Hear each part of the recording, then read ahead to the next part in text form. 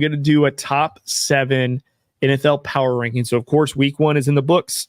Monday Night Football has been played. All the football games have been played. So now we know every team's record up to this moment. And, of course, we've got to put them in an arbitrary list dependent on our opinions, because every sports podcaster, analyst, network is going to do it. So I'm going to do it here. So here's my top 7. Number 1 is the Chiefs, obviously defeating the Ravens, who are, touted as one of the probably the biggest competitions that the Chiefs are going to have. I would say that the Chiefs probably didn't help themselves when they were kind of letting the Ravens back into the game and march down the field, and they almost got away with tying the game.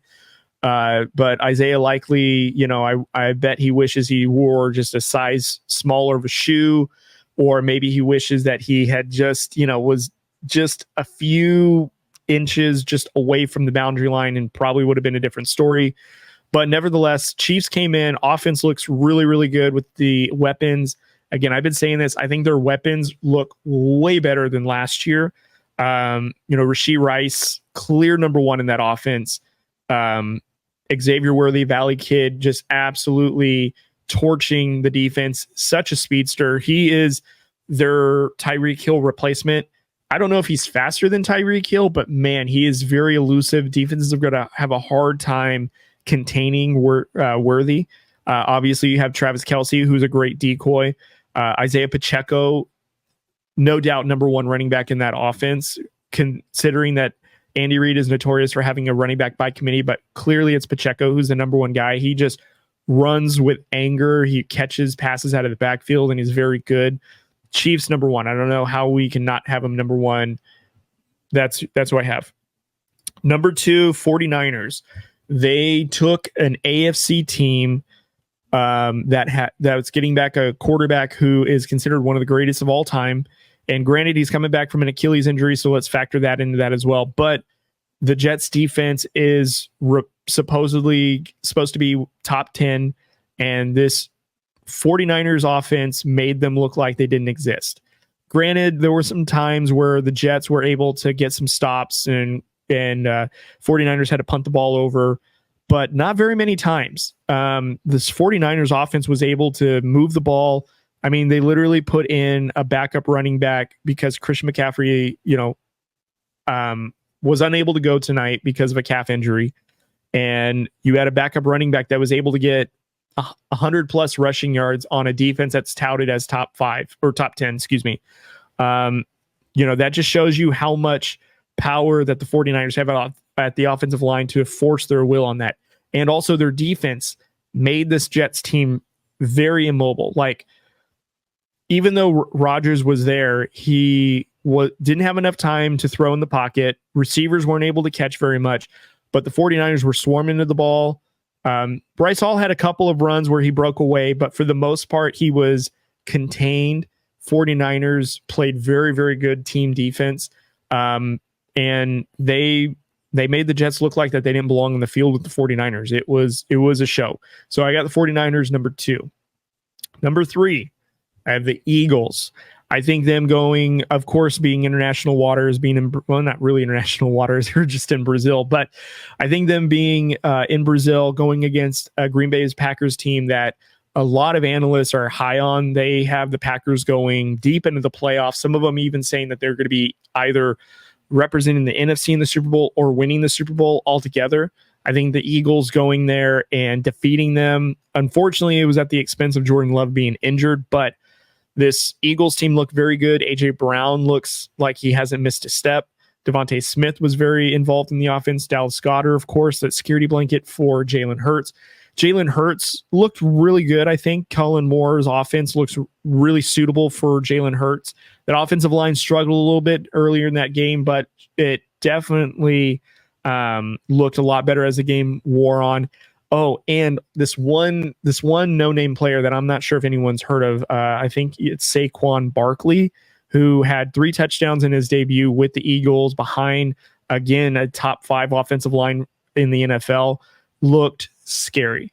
If that offense continues to look that good, and if the defense can play, I would say, like, play above average, play within a top 15 style ranked defense, and they are a scary team in the NFC and could be a team that is having a deep playoff run or maybe go back to the Super Bowl. But the Eagles, to me, are number 3.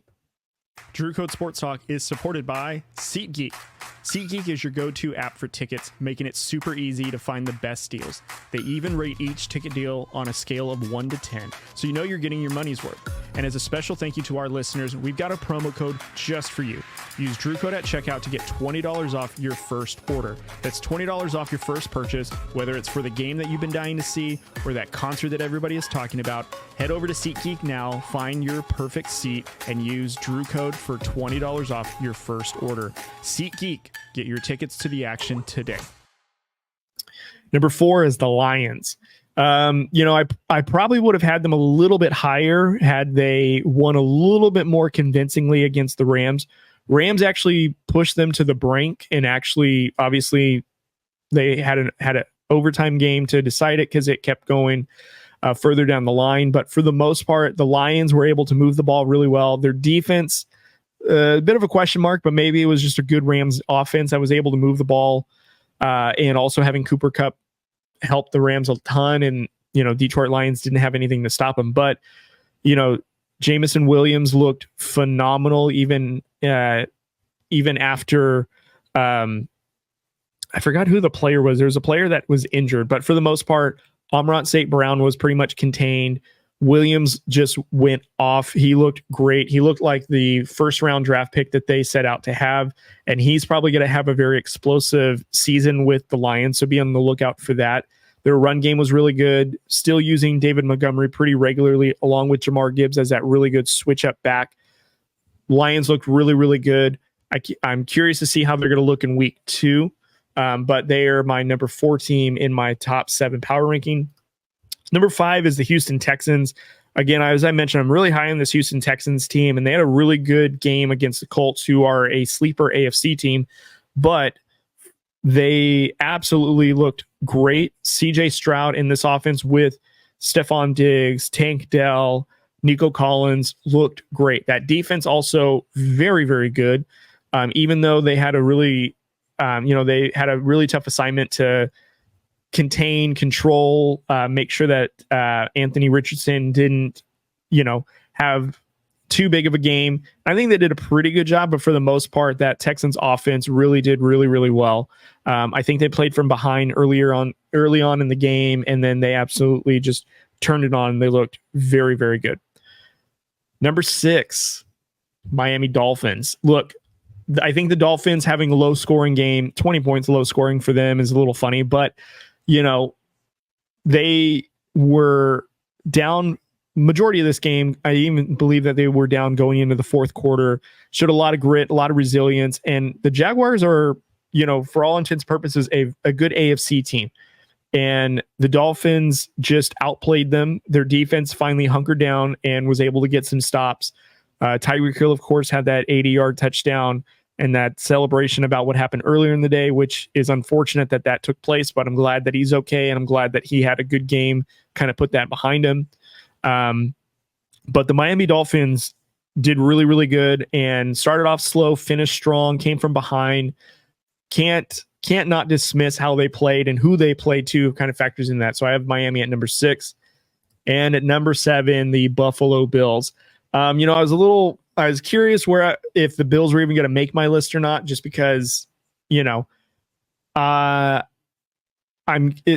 are like the team that I'm kind of curious to see how it's going to happen. Do they have enough weapons? Are they going to be good enough to, win their division? Are they going to be good enough to get into the wild card? How's Josh Allen going to do without his number 1 receiver? It looked like he did pretty well. I mean, for the most part, he had a very, very good game, especially on the ground. He might win an MVP this season if he keeps playing like that.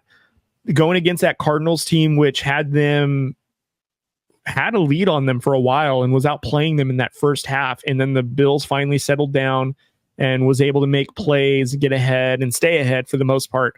But, the Cardinals are a tough team to beat with Kyler Murray. They've added to that offense, their defense, not so much, but their offense was able to put up points, but the Bills were able to settle down, looked really, really good.